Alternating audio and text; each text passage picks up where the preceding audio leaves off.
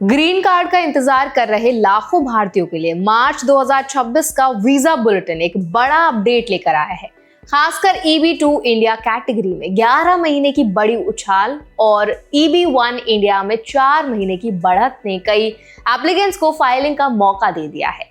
तो आज इस वीडियो में हम डिटेल में समझेंगे वीजा बुलेटिन कैसे काम करता है, डेट्स फॉर फाइलिंग और फाइनल एक्शन डेट्स में फर्क क्या है, EB2 इंडिया की 11 महीने की बढ़त का असली मतलब क्या है, EB3 और EB5 में क्या स्थिति है और भारतीय एप्लीकेंट्स को अब प्रैक्टिकल तौर पर क्या कदम उठाने चाहिए। तो चलिए फिर जल्दी से वीडियो को स्टार्ट करते हैं। हाय, मेरा नाम है वर्षा दुबे और आप मुझे देख रहे हैं NPT Tech Ed पर।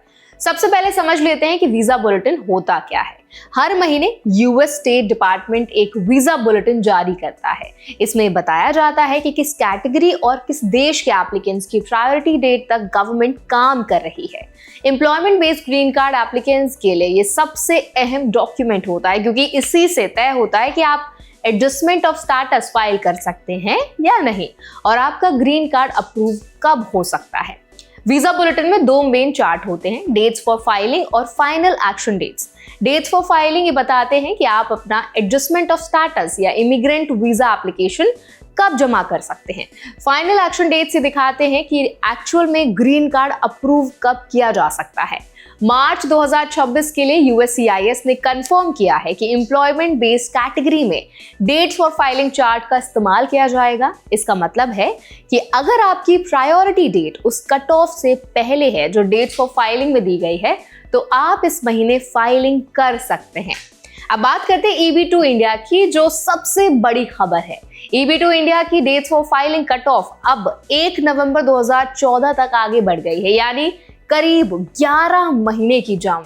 इसका फायदा उन एप्लीकेंट्स को मिलेगा जिनकी प्रायोरिटी डेट नवंबर 2014 से पहले है और जो अभी तक फाइलिंग नहीं कर पा रहे थे। लेकिन ध्यान रखें कि ये सिर्फ फाइलिंग का मौका है। अप्रूवल की तारीख अलग हो सकती है जो फाइनल एक्शन डेट से तय होगी।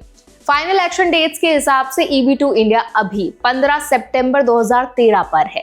इसका मतलब यह है कि जिनकी प्रायोरिटी डेट 15 सितंबर 2013 से पहले है उनका ग्रीन कार्ड अप्रूव हो सकता है। जिनकी डेट उसके बाद की है वो अभी भी लाइन में है, लेकिन फाइलिंग का फायदा लेकर EAD और एडवांस पेरोल जैसे बेनिफिट्स हासिल कर सकते हैं। EB1 फॉर इंडियंस भी 4 महीने आगे बढ़कर डेट्स फॉर फाइलिंग में 1 दिसंबर 2023 तक पहुंच गया है। Final action date EB1 India के लिए 1 मार्च 2023 है। इसका मतलब है कि EB1 कैटेगरी में इंडियन एप्लीकेंट्स के लिए थोड़ी राहत आई है, खासकर मल्टीनेशनल मैनेजर्स और एक्स्ट्रा ऑर्डिनरी एबिलिटी वाले प्रोफेशनल्स के लिए। EB3 कैटेगरी में इंडिया की डेट्स फॉर फाइलिंग अभी 15 अगस्त 2014 पर है और फाइनल एक्शन डेट 15 नवंबर 2013 पर। EB3 प्रोफेशनल्स और स्किल्ड वर्कर्स के लिए मूवमेंट सीमित है, लेकिन जो लोग EB2 से EB3 डाउनग्रेड की स्ट्रैटेजी सोच रहे हैं उन्हें अपनी individual case details carefully evaluate करनी चाहिए। अब EB5 की बात करते हैं, जो अनरिजर्व कैटेगरी में इंडिया की फाइनल एक्शन डेट 1 मई 2022 है। लेकिन अच्छी बात यह है कि EB5 सेट असाइड कैटेगरीज जैसे रूरल, हाई अनएम्प्लॉयमेंट और इंफ्रास्ट्रक्चर प्रोजेक्ट्स सभी देशों के लिए करंट है। इसका मतलब यह है कि अगर कोई Indian investor in reserved categories में क्वालिफाई करता है तो उसका प्रोसेस काफी तेज हो सकता है, क्योंकि इनका कोटा अलग पूल से आता है। अब प्रैक्टिकल एंगल को समझ लेते हैं, क्योंकि ये भी बहुत इंपॉर्टेंट है। अगर आपकी priority date dates for filing से पहले है तो आप I-485 adjustment of status file कर सकते हैं। फाइलिंग करने के बाद आपको EAD यानी वर्क ऑथराइजेशन और एडवांस पेरोल यानी ट्रैवल परमिशन मिल सकती है। ये उन लोगों के लिए बहुत राहत देता है जो सालों से H1B या दूसरे नॉन इमिग्रेंट वीजा पर डिपेंडेंट है। लीगल राइट्स की बात करें तो हर एप्लीकेंट को अपनी प्रायोरिटी डेट जानने और वीजा बुलेटिन के हिसाब से एक्शन लेने का पूरा अधिकार है।